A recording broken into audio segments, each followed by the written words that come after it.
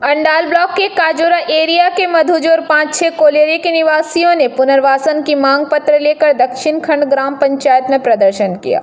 इस दौरान मधुजोर कोलियरी के निवासी संजय मंडल ने कहा कि मधुजोर कोलियरी में लोग कोई 20 सालों से कोई 30 सालों से वहां रह रहे हैं और अचानक बिना किसी जानकारी के ईसीएल हमें जबरन वह जगह छोड़ने के लिए पत्र दे रहा है। हम लोगों को जब तक पुनर्वास नहीं किया जाएगा तब तक हम अपने घर को नहीं छोड़ेंगे।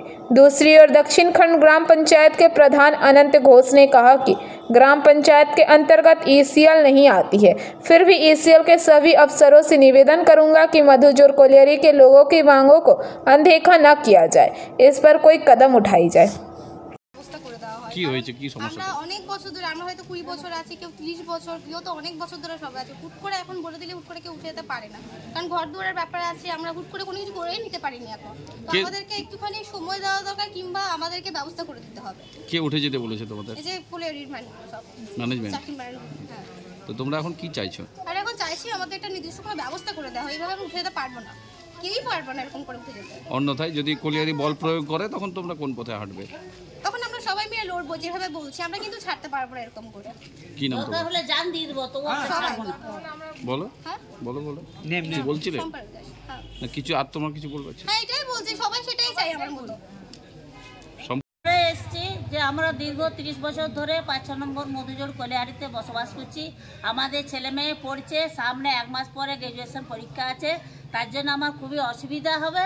সেই জন্য পঞ্চায়েতকে অনুরোধ করতে এসেছি যে আমাদের জন্য কোনো ব্যবস্থা করা হয় এবং পুনর্বাসী দেওয়া হয়। আপনারা কি কোলিয়ারিতে কোনো রকম বিক্ষোভ আন্দোলন করেছেন? হ্যাঁ, কোলিয়ারি তো করেছি আমরা দীর্ঘদিন ধরে। কর্তৃপক্ষ আপনাদের জায়গা ছাড়তে বলেছে, তো আপনারা নিশ্চয়ই যারা এসেছেন কি ইসিএল এর কর্মী? না, আমরা এখানে যত আছি সব বেকার।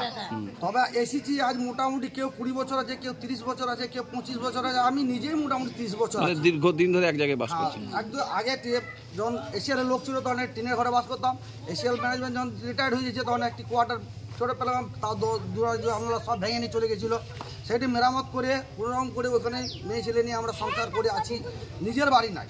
এতদিন সমস্যা হয়নি? এখন এতদিন সমস্যা হয় না, এবারে সমস্যা হয়েছে। কোনোদিন আসছে লাইন কেটে দিচ্ছে, কোনোদিন জসিপি নিয়ে আসছে ভেঙে দিচ্ছে, আবার কোনোদিন মাইকের তো ডেলি করছে যে তোমরা এখানে কোয়ার্টার ছেড়ে পালাও, না তো জোর জবরদস্তি আমরা জসিপি নিয়ে আসবো, ভেঙে দেবো, ডলার চালান দেবো আর চালান দেবো, এরকম প্রায়। এলাকার লোকজনরা এসছে, তাদের ওখানে কোলিয়ারি কর্তৃপক্ষ উঠে যেতে বলেছে। পঞ্চায়েতের কাছে আবেদন কোনো ব্যবস্থা করা হোক, তো পঞ্চায়েত এই নিয়ে কী ভাবছে?